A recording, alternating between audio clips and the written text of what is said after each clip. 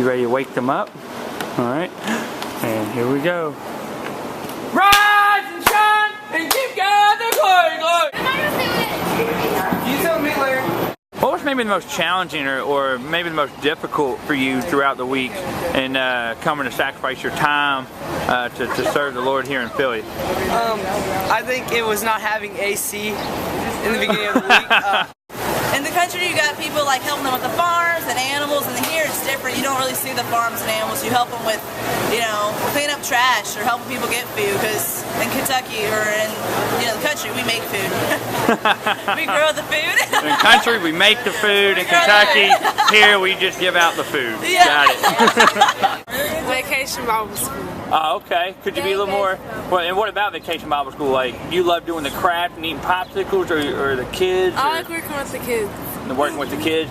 You were pretty awesome. They got pretty attached to you. That's me. Describe your mission trip experience, or maybe what you are going to take away from this mission trip experience. It kind of makes me just want to do more, and whenever I go back home, just help out there, and then next year maybe come back with you all. All right. Kayla? It was pretty different.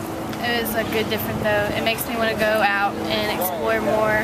As you know, our church back home, we're all about loving God, loving people, loving community. So how were we able to take that up here to Philly? We just went out in the community, like we just loved on people. Like we went out, where were we, to the L train, what is it? And we handed out the sandwiches, and we just prayed for people. We just talked to them, and they just opened up so much to us. And then we went to the basketball courts. We played a few games with them. So Ryan, Jonathan, you have both been to Philly 3 years now, and you've expressed the desire to keep coming back. So I gotta ask, what keeps you coming back? I'd say the relationships that I've made at the Bridge of Hope Church with like people like Joey and Tony Spain, and just the opportunity to serve in the community and to do things for people who are trying to help the community here in Philadelphia. I think it's a blessing for them, and in return it's a blessing for me to be able to help them like that and do God's work.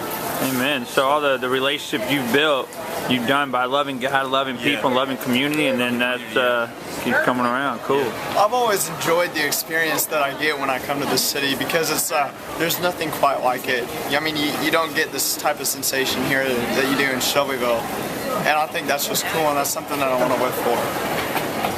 Didn't you say you like the food? The food keeps you coming back? Oh yeah. Yeah, the food's really good. Definitely the food. The cheesesteaks, all that. At home, we always think that we don't have it good enough or anything like that, but when you come down here, you realize these guys are really more in need of stuff, and they don't really have anything. So giving them little things like toothpaste and food really make their day.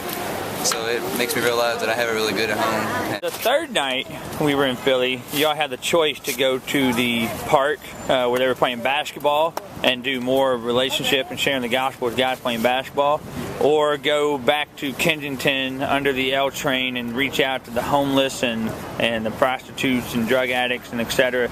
out there. And I honestly, with how much you love basketball, I thought you were going to go to the courts, but you didn't. You went to Kensington. So just curious to know why'd you choose that?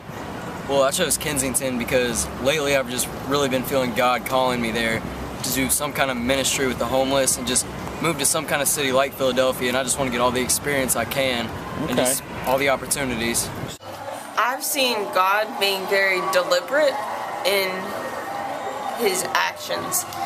He is very good at taking care of us, like big things such as transportation, organizing places to stay, the people preparing us, working through that, and also through all the little things. You see the events that happen, and you see people's reactions to them, and it's just really neat to see the way they grow, because you can completely tell that God is using these certain events for that person or for something he's planning to do. So I'm here with Granny and Granddad here, and with you all being with us all week and seeing these young, teenagers just working for the Lord, could you just describe to us just kind of the work you've seen in them, and then what it's meant to you to see such young people with the desire they had to reach people for God? We think about the words we use where it says love God, love community. This week I've seen our youth just really step up to the plate in their boldness to be able to walk up to someone on the street and just maybe hand them something, but also being able to ask them, do they need something in prayer? Do they want to talk about their relationship with Christ? And to see that play out in our young people is just a blessing to me, because those things you don't see a lot today. Even our adults don't throw themselves out there on the line. And our youth this week have just, they've empowered me, they've blessed me because of what they've done and how they just interact with folks. And it's been a blessing. My name is Pastor Hector Torres, and I just wanted to thank all the members of the church for allowing these young men to come out here and do this mission work. This has really impacted me because I was overwhelmed with all these twigs and everything growing around. I just want to thank you. Your groups have come out here a couple times, and every time it has come, it has just kept us going. And we just want to thank the church and all the brothers and sisters who made this possible. May God bless each and one of you, and thank you very much.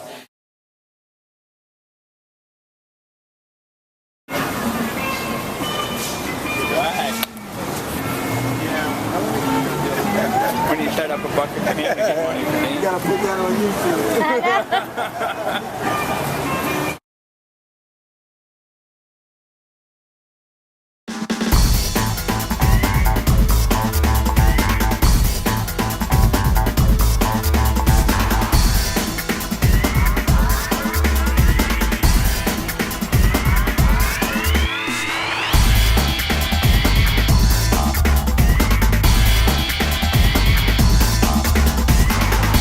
I hope we show this in church. That'll be fun.